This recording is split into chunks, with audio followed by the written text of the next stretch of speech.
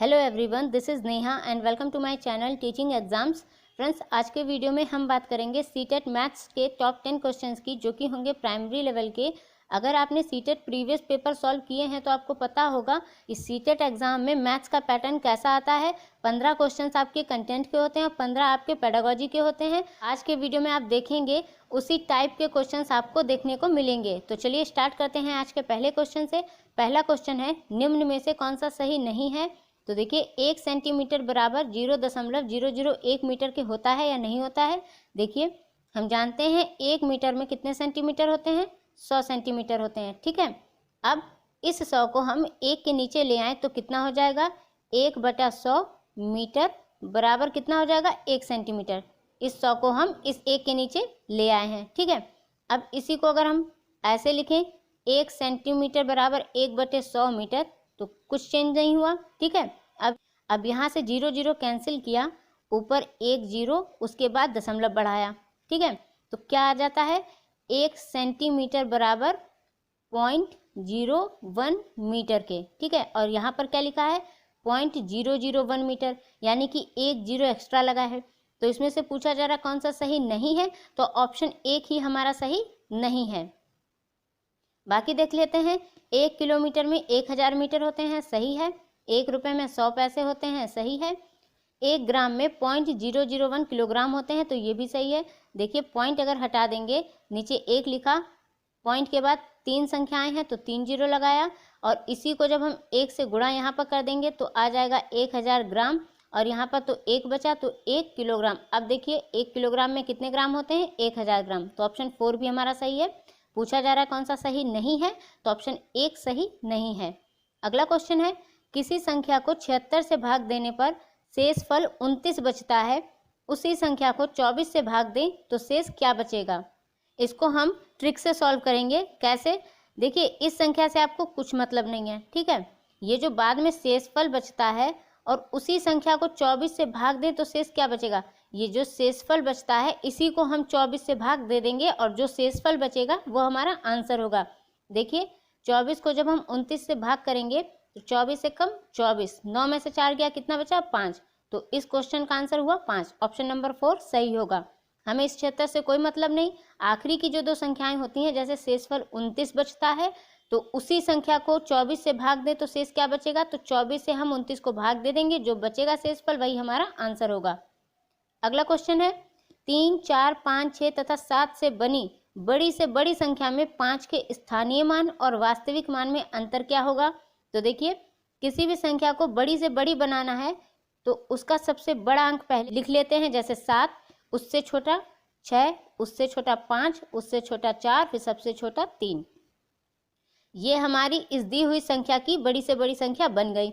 अब इस संख्या में 5 का स्थानीय मान 5 का कितना होगा, 5 के बाद जितनी संख्या होती हैं उतने 0 लगा देते हैं। ये क्या निकल आया, 5 का स्थानीय मान।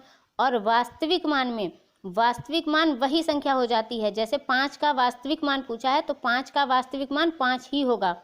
ठीक है, अब इसका अंतर पूछा है तो घटा देंगे, तो 500 में से 5 चला गया तो कितना बचा, 495। तो ऑप्शन नंबर सही हो जाएगा हमारा 2। अगला क्वेश्चन है, एक अभ्यास पुस्तिका बनाने के लिए 600 पेज चाहिए, एक सीट से 15 पेज तैयार होते हैं, तो ऐसी ही 20 पुस्तिका बनाने के लिए कितनी सीटों की आवश्यकता होगी। तो देखिए, इसको हम कैसे सॉल्व करेंगे। एक सीट से 15 पेज तैयार होते हैं, ठीक है, और एक अभ्यास पुस्तिका बनाने के लिए 600 पेज चाहिए, और हमें 20 पुस्तिका बनानी है, उनके लिए कितनी सीटों की आवश्यकता होगी। तो देखिए, हम कैसे लिखेंगे, एक सीट से 15 पेज तैयार होते हैं। अब हम इसी को उल्टा करके लिखते हैं। देखिए, 15 पेज से एक सीट तैयार होती है, 15 पेज से एक सीट तैयार होती है, तो 600 पेज से कितनी तैयार होगी, इसकी गुणा हम इससे करेंगे, बटे में ये संख्या कर देंगे। ऐसे क्वेश्चन मैंने आपको सीटेट प्रीवियस पेपर जो मैथ्स के हैं उनको सॉल्व कराते समय बताए हैं।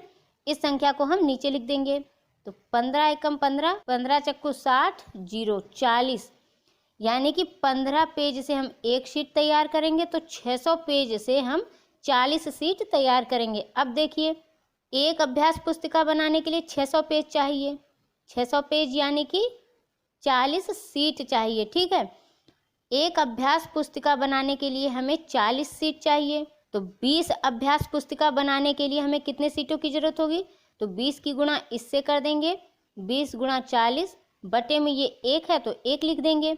तो 20 गुणे 40 की गुणा कितनी हो जाएगी? 4 दूना 8 और ये डबल 0, 800। तो ऑप्शन नंबर सही हो जाएगा 2। अगला क्वेश्चन है, समलंब चतुर्भुज के संबंध में कौन सा कथन सत्य है? नंबर 1, कोई दो कोणों का मान 90 डिग्री होता है। नंबर 2, विकर्ण बराबर नहीं होते हैं। नंबर 3, दोनों समांतर भुजाओं के बीच की सभी दूरियां समान होती हैं। या फिर नंबर 4, प्रत्येक अंतःकोण समकोण होता है। तो हमें बताना है कि समलंब चतुर्भुज के संबंध में कौन सा कथन सत्य है। तो ऑप्शन नंबर 3 सही हो जाएगा। दोनों समांतर भुजाओं के बीच की सभी दूरियां समान होती हैं। समलंब चतुर्भुज क्या होता है? जिनकी सम्मुख भुजाएं समांतर होती हैं वो कहलाती हैं समलंब चतुर्भुज। जरूर ये जो है ये समांतर होनी चाहिए, जरूरी नहीं है ये बराबर हो। ठीक है, इसी को क्या कहेंगे? समलंब चतुर्भुज। अगला क्वेश्चन है, कोष्ठकों का प्रयोग करते हुए निम्नलिखित को व्यंजक के रूप में लिखेंगे। 15 और 6 के योग को 7 से भाग, यानी 15 और 6 के योग को 7 से भाग, हमें इसको कोष्ठकों का प्रयोग करते हुए व्यंजक के रूप में लिखना है। ठीक है, तो कैसे लिखेंगे? 15 और 6 के योग को 7 से भाग, तो ये क्या हो गया? ये हो गया कोष्ठक, ये हो गया योग, ये हो गया भाग। तो ऑप्शन नंबर कौन सा सही हो जाएगा? 2। अगला क्वेश्चन है, नीचे दिए गए चित्र में छायांकित भाग का क्षेत्रफल होगा यदि इस वृत्त का परिमाप 44 सेंटीमीटर हो।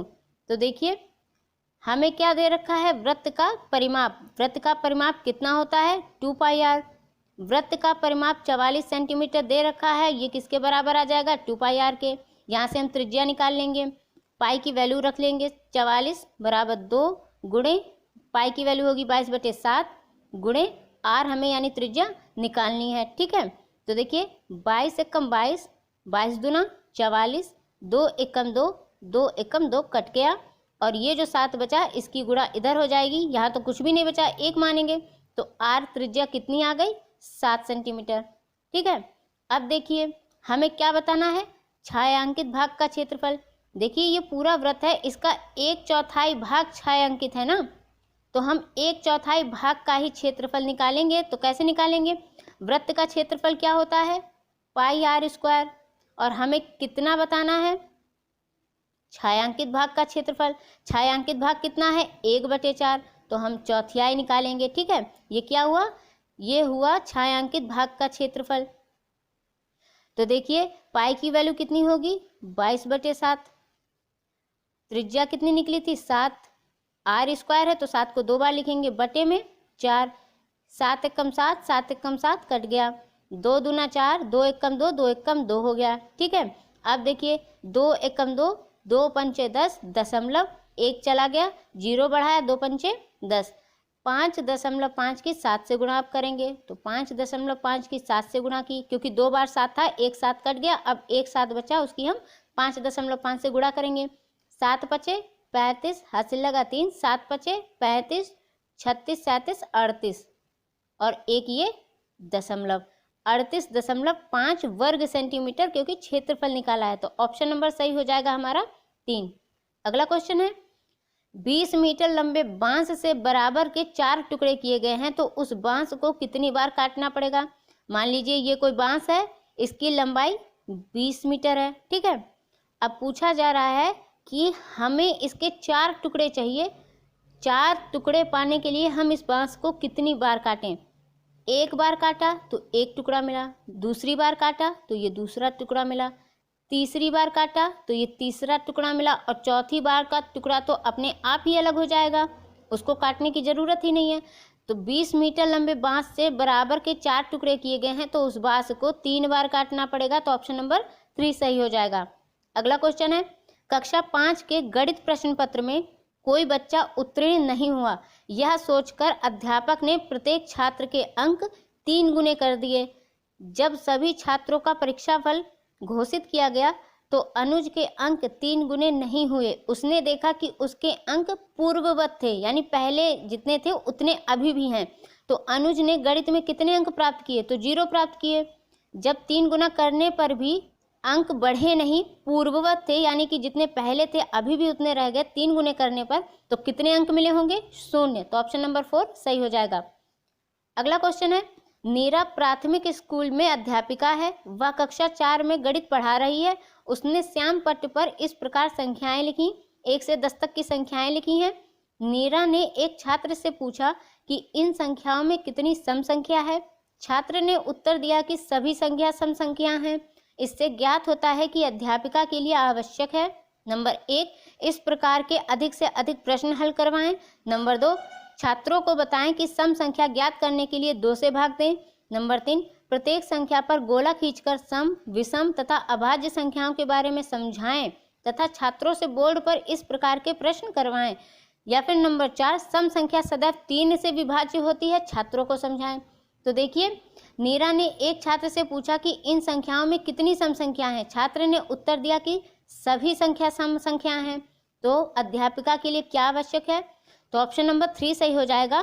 प्रत्येक संख्या पर गोला खींचकर सम, विषम तथा अभाज्य संख्याओं के बारे में समझाइए तथा छात्रों से बोर्ड पर इस प्रकार के प्रश्न करवाएं। तो ऑप्शन नंबर 3 सही हो जाएगा। तो ये थे टॉप 10 क्वेश्चंस मैथ्स के। होपफुली फ्रेंड्स आपको सारे क्वेश्चन समझ में आए होंगे। अगर आपको यह वीडियो अच्छा लगे तो मेक श्योर मेरे चैनल को सब्सक्राइब करें, वीडियो को लाइक करें और बेल बटन को प्रेस करना ना भूलें ताकि मेरी नई वीडियोस की नोटिफिकेशन आप तक पहुंच सके। Till then bye, take care and thank you for watching.